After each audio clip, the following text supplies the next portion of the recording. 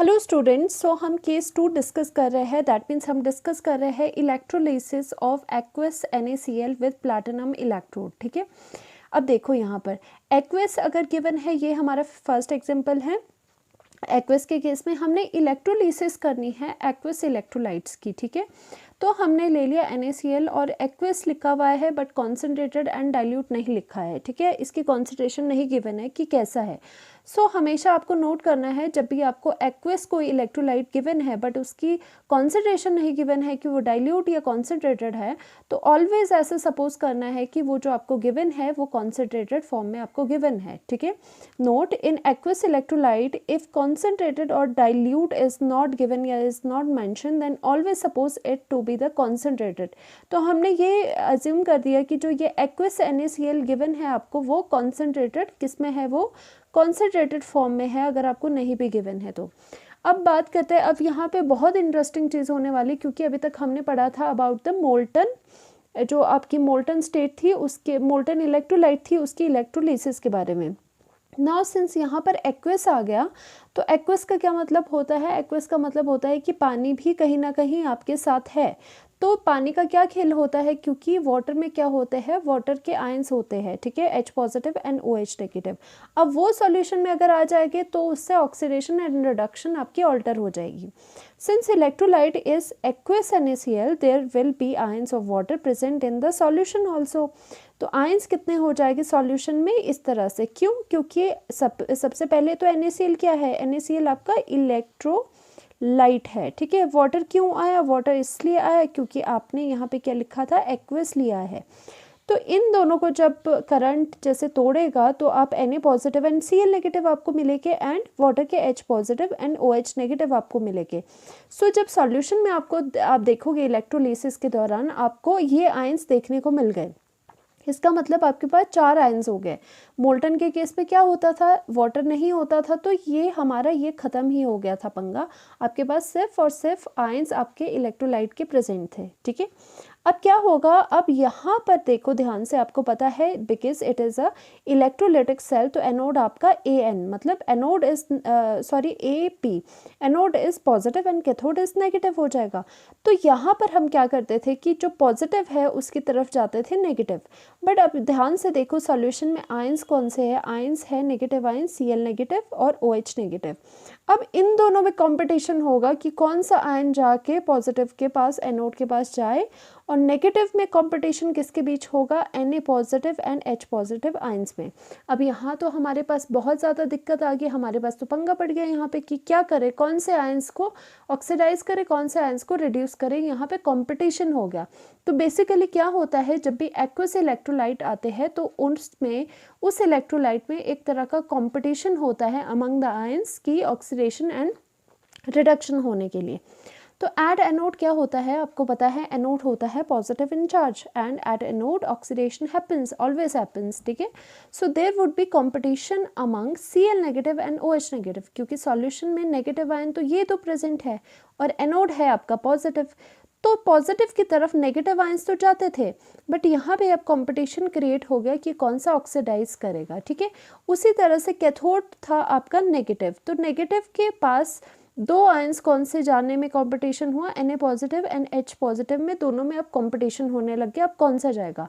तो इसका सॉल्यूशन ये होता है कि आपने पढ़ी होगी इलेक्ट्रोकेमिकल सीरीज। ठीक है, मैंने उस पर लेक्चर भी बनाया है, आप प्लेलिस्ट में जाके देख सकते हो। तो इसमें क्या होता है कि अगर कंपटीशन है Cl negative and OH negative में, तो आप क्या करोगे, तो OH negative and Cl negative में से कौन सा आयन ऑक्सीडाइज करेगा, ये डिपेंड करता है according to the electrochemical series. ठीक है, इलेक्ट्रोकेमिकल सीरीज क्या काम करती है, वो बताती है about the increasing order of standard reduction potentials के बारे में। ठीक है, जो आपने पढ़ा होगा।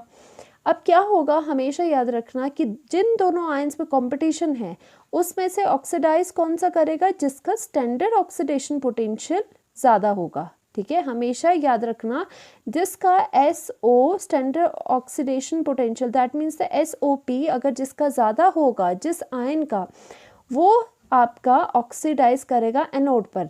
और अगर इसको और इजी करो, क्योंकि ज़्यादातर हम SO स्टैंडर्ड रिडक्शन पोटेंशियल में बात करते हैं, अगर आपने स्टैंडर्ड रिडक्शन पोटेंशियल से देखना है तो क्या होगा, वो आयन जिनका स्टैंडर्ड रिडक्शन पोटेंशियल लेस होगा, क्योंकि आपको ज़्यादा कंफ्यूज नहीं होना है, क्योंकि जो standard oxidation potential and SRP होते हैं वो आपस में उल्टे होते हैं।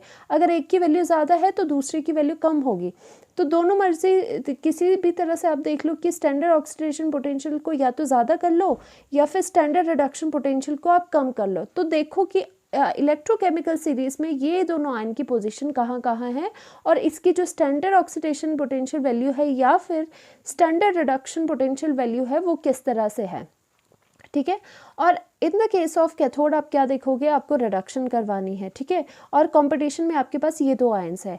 तो आप देखोगे इन द इलेक्ट्रोकेमिकल सीरीज कि इन दोनों आयन की पोजीशन क्या है। दैट मीन्स आप क्या देखोगे कि इन दोनों आयन में से किसका स्टैंडर्ड रिडक्शन पोटेंशियल मतलब SRP स्टैंडर्ड रिडक्शन पोटेंशियल आपका क्या होना चाहिए, मोर, ठीक है। तो उससे क्या होगी, तो उसकी होगी रिडक्शन, क्योंकि जिसका स्टैंडर्ड रिडक्शन पोटेंशियल ज़्यादा होता है, रिडक्शन पोटेंशियल ज़्यादा, तो उसका मतलब उसकी टेंडेंसी टू गेट रिड्यूस होने के चांसेस बहुत ज़्यादा होते हैं, उसकी टेंडेंसी ज़्यादा होती है। तो अगर रिडक्शन देखनी है तो हमें देखना पड़ेगा SRP किसका ज़्यादा है। यहाँ पर अब हमने ये देखा कि एट एनोड, ठीक है, मोर SOP, आपने एक ये जर्नलाइज रूल बना दिया एक तरह से। ये क्या है, ये आपके पास एक तरह से रूल बना हुआ है कि जब भी एनोड पे आपको देखना है कंपटीशन की स्टेज आ जाए तो आप देखो कि मोर SOP किसका है, मोर स्टैंडर्ड ऑक्सीडेशन पोटेंशियल किसका है, या फिर अगर आप रिडक्शन पोटेंशियल में ज़्यादा देखना चाहते हो तो देखो कि किसका लेस है स्टैंडर्ड रिडक्शन पोटेंशियल, ठीक है। और कैथोड में क्या देखोगे, आयंस का किसका ज़्यादा है स्टैंडर्ड रिडक्शन पोटेंशियल। अगर आपको इसमें भी कन्फ्यूजन आ रही है तो मैं बताती हूँ कि आपको जस्ट सीरीज़ अगर आपको याद है तो आपको सीरीज़ में देखना है, अगर एनोड को देखना है कि एनोड पे कौन से आयन ऑक्सीडाइज हो रहे हैं तो जस्ट आपको सीरीज़ में ये देखना है कि कौन सा आयन अपर पोजिशन में सीरीज़ में प्रेजेंट है, ठीक है। दो आयंस में कंपटीशन है तो दोनों आयंस की पोजीशन देखो, सीरीज में जो आयन ऊपर प्रेजेंट होगा उसकी आपकी ऑक्सीडेशन हो जाएगी, ठीक है। कैथोड के केस में क्या देखोगे कि जो आयन प्रेजेंट है लोअर पोजीशन में सीरीज में उसकी आपकी क्या हो जाएगी, रिडक्शन। अब अगर समझ नहीं आया तो दोबारा से यहाँ पर देख लो। जैसे इलेक्ट्रोकेमिकल सीरीज ये है, मैंने हाफ ही इसमें आपके एलिमेंट्स लिखे हैं, ठीक है, पूरे डिटेल्ड आपका लेक्चर है, आप देख सकते हो। अब देखो इसमें क्या होता है कि जैसे जैसे आप नीचे जाते हो, जैसे F नेगेटिव तक जाते हो तो आपकी जो स्टैंडर्ड रिडक्शन पोटेंशियल की वैल्यूज़ होती है वो इंक्रीज़ होती है और मैक्सिमम किसकी होती है, मैक्सिमम होती है F नेगेटिव की, ठीक है, फ्लोरीन की। और उसका उल्टा क्या है, जब इसके आप ऊपर जाओगे, इससे उल्टा ऊपर ऊपर देखोगे तो स्टैंडर्ड ऑक्सीडेशन पोटेंशियल बढ़ता है। या फिर आप ऐसे भी बोल सकते हो कि जब ऊपर से आप नीचे जाते हो इलेक्ट्रोकेमिकल सीरीज में तो स्टैंडर्ड रिडक्शन पोटेंशियल इंक्रीज होता है और स्टैंडर्ड ऑक्सीडेशन पोटेंशियल डिक्रीज होता है। तो अब अगर आपको कैथोड में देखना है कि किस आयन का आप कैथोड पे रिडक्शन करोगे तो अब बोला जा रहा है कि वो आयन जो कि प्रेजेंट है लोअर पोजीशन में इन द इलेक्ट्रोकेमिकल सीरीज। तो सपोज अगर यहाँ पर हमारा कंपटीशन किस पे था, कंपटीशन था आपका, अगर कैथोड की बात करें तो कंपटीशन था H पॉजिटिव और Na पॉजिटिव में, ठीक है। आप देखो Na है यहाँ पर और हाइड्रोजन है आपका यहाँ पर। हमने कहा था जो लोअर पोजीशन में होगा उसकी रिडक्शन होगी, क्यों, क्योंकि Na ऊपर है H नीचे है और वैसे भी आपको पता है जैसे सीरीज में नीचे जा रहे हो स्टैंडर्ड SRP आपका बढ़ रहा है, स्टैंडर्ड रिडक्शन पोटेंशियल हाइड्रोजन का ज़्यादा है Na से। तो अगर स्टैंडर्ड रिडक्शन पोटेंशियल हाइड्रोजन का ज़्यादा है Na से तो हाइड्रोजन के रिडक्शन होने की टेंडेंसी भी ज़्यादा हो जाती है, ठीक है। इसीलिए आपका क्या होगा, हाइड्रोजन विल गेट रिड्यूस्ड।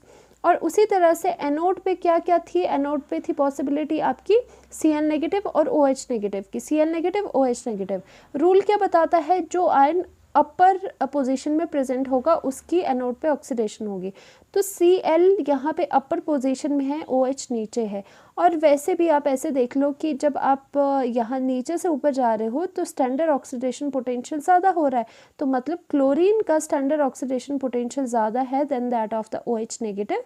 इसीलिए इसकी क्या हुई, इसीलिए इसकी आपकी ऑक्सीडेशन पॉसिबल हुई, ठीक है। तो उसी तरह से आपको अगर ज़्यादा इन चीज़ों में नहीं पढ़ना, जस्ट डायरेक्टली लर्न करो। एनोड के लिए आयन अपर होना चाहिए, कैथोड के लिए आयन लोअर होना चाहिए इन द इलेक्ट्रोकेमिकल सीरीज। देखो अब एनोड पे आप देखो कंपटीशन किसके बीच था। एनोड क्या होता है, एनोड आपका होता है पॉजिटिव, तो आपका नेगेटिव कौन से है आयंस, नेगेटिव आपके क्लोरीन एंड OH नेगेटिव में आपका कंपटीशन था। अब हमने बोला है एनोड के लिए अपर, अब क्लोरीन एंड OH नेगेटिव में क्लोरीन अपर पोजीशन पे है, तो क्या होगा, क्लोरीन, ठीक है, आप लिखोगे क्लोरीन हैज़, ठीक है, हैज़ हाई, या फिर हाई या मोर लिखोगे हाई स्टैंडर्ड ऑक्सीडेशन पोटेंशियल, ठीक है। तो आपका क्या हो जाएगा, क्लोरीन विल ऑक्सीडाइज, ठीक है, मतलब Cl नेगेटिव ऑक्सीडाइज हो जाएगा आपका, इसीलिए। तो आप इसमें एट एनोड पे ऑक्सीडेशन होगी, तो ऑक्सीडेशन क्या होगी, एनोड पे आप ऑक्सीडेशन की इक्वेशन लिख सकते हो कि Cl नेगेटिव को आपने क्या करवाना है, ऑक्सीडाइज। ऑक्सीडेशन क्या होती है, लॉस ऑफ इलेक्ट्रॉन, ओके। तो यहाँ पर क्लोरीन से ये बन गया एंड यहाँ पे 2 आ गए, बिकॉज हमने चार्ज को, आपने क्या करना है, आपने चार्ज को बैलेंस करना है। तो एक तो ये आपकी इक्वेशन आ गई, क्योंकि आपको पता चल गया, आपने इलेक्ट्रोकेमिकल सीरीज से देखा कंपटीशन खत्म हो गया। दैट मीन्स यहाँ पर कौन विन करा, यहाँ पर विन करा Cl नेगेटिव, ठीक है। और दूसरी चीज़, अगर आप कैथोड पे देखो, ठीक है, अगर आप कैथोड पे देखो, अगर मैं यहाँ पर आपका लिखूँ इस तरह से एट कैथोड, ठीक है, तो कैथोड पे क्या हो जाएगा, कैथोड पे कौन सा विन करेगा, कैथोड पे H पॉजिटिव एंड Na के बीच में है, ठीक है। तो H आपका क्या है, लोअर पोजीशन में H है, और वैसे भी देखो कि जो हाइड्रोजन है उसका क्या है, स्टैंडर्ड रिडक्शन पोटेंशियल मोर है देन Na से, ठीक है। तो स्टैंडर्ड रिडक्शन पोटेंशियल मोर है और ये नीचे भी आ रहा है पोजीशन इसकी, तो क्या होगा, H विल रिड्यूस। तो हाइड्रोजन अगर रिड्यूस होगा तो क्या होगा, H पॉजिटिव अगर रिड्यूस होगा तो क्या होता है, इसमें गेन ऑफ इलेक्ट्रॉन होता है। हमने गेन ऑफ इलेक्ट्रॉन कर दिया, बट आपको पता है गैसेस ऐसे एग्जिस्ट करती है, तो आपको इसके लिए 2 and 2 इलेक्ट्रॉन्स इसके लिए आपको मल्टीप्लाई करने पड़ गए, ओके। तो आपकी at anode and at cathode जो थी आपकी रिएक्शन आ गई, और कंपटीशन बिल्कुल जो था आपका कंपटीशन जैसे यहाँ पे था वो ख़त्म हो गया। Na एंड H पॉजिटिव में से आपको H पॉजिटिव चूज़ करा आपने, ठीक है। अब ये आती है कि हमने देख लिया ये चीज़ें हो रही है, रिडक्शन ऑक्सीडेशन का फंडा सॉल्व हो गया कि किस तरह से हो रही है। अब इसका थोड़ा इफेक्ट भी देख लेते हैं कि अगर कोई पूछे अगर कि आपकी एक्वस जो NaCl सॉल्यूशन है विद द प्लैटिनम इलेक्ट्रोड की अगर इलेक्ट्रोलिसिस होती है, तो इफेक्ट ऑफ कॉन्सेंट्रेशन ऑफ जो NaCl है उसका क्या इफेक्ट पड़ता है, उस पर क्या इफेक्ट पड़ता है, कि मतलब जो इलेक्ट्रोलाइट की कॉन्सेंट्रेशन थी वो बढ़ी या घटी ड्यूरिंग द इलेक्ट्रोलिसिस, ठीक है। ये सब चीज़ें आपको देखना है। तो आपको NaCl की कॉन्सेंट्रेशन देखनी है, तो दैट मीन्स आपको फोकस किस पे करना पड़ेगा, फोकस करना पड़ेगा on the Na positive and Cl negative ions पर, ठीक है, ठीक है। Focus on Na positive and Cl negative ions पे फोकस करो कि इनकी कॉन्सेंट्रेशन को क्या हुआ। आपने देखा कि Na positive and Cl negative में से Na पॉजिटिव क्या था, Na positive ion concentration remains आप लिखोगे रिमेन कांस्टेंट, क्योंकि आप क्या हुआ कि Na जो कांस्टेंट Na जो पॉजिटिव था वो ना रिड्यूस हुआ ना ऑक्सीडाइज हुआ, क्योंकि क्या था Na पॉजिटिव और H पॉजिटिव में कंपटीशन था। तो H पॉजिटिव रिड्यूस हो गए, Na पॉजिटिव जो आयन थे वो एज सच सॉल्यूशन में पड़े रहे, तो Na पॉजिटिव की कॉन्सेंट्रेशन आपकी कांस्टेंट रह गई। बट आपकी जो Cl नेगेटिव आयन है, Cl नेगेटिव आयन की जो कॉन्सेंट्रेशन है वो उस पर क्या होगा। देखो आपको पता है, आपने देखा था कि Cl नेगेटिव आयन एनोड पे ऑक्सीडाइज हो रहा था, तो इसका मतलब Cl नेगेटिव मतलब आपका इलेक्ट्रॉन लूज करके वो क्लोरीन गैस की फॉर्म में उड़ रहा था। इसका मतलब जो सॉल्यूशन में Cl नेगेटिव आयंस है वो आपके क्लोरीन गैस की फॉर्म में उड़ रहे हैं। That means chlorine negative ion की कॉन्सेंट्रेशन आपकी कम हो रही है। हम लिखेंगे कि यहाँ पे Cl negative ion concentration decreases, ठीक है, डिक्रीजेस, और क्यों लिखोगे as oxidation happens, oxidation on anode, क्योंकि ऑक्सीडेशन आपकी एनोड पे हो रही है, इसी वजह से आपकी जो Cl नेगेटिव आयन की कॉन्सेंट्रेशन है वो डिक्रीज हो रही है। तो आप लिखोगे ओवरऑल क्या हुआ, फिर ओवरऑल देखना है हमें, ठीक है, ओवरऑल। फिर विद टाइम, ठीक है, जैसे जैसे टाइम होगा इलेक्ट्रोलिसिस आगे बढ़ती जाएगी। विद टाइम क्या हुआ, कॉन्सेंट्रेशन जो पूछी गई थी, concentration of whole electrolyte that is NaCl will क्या करेगी, विल डिक्रीजेस।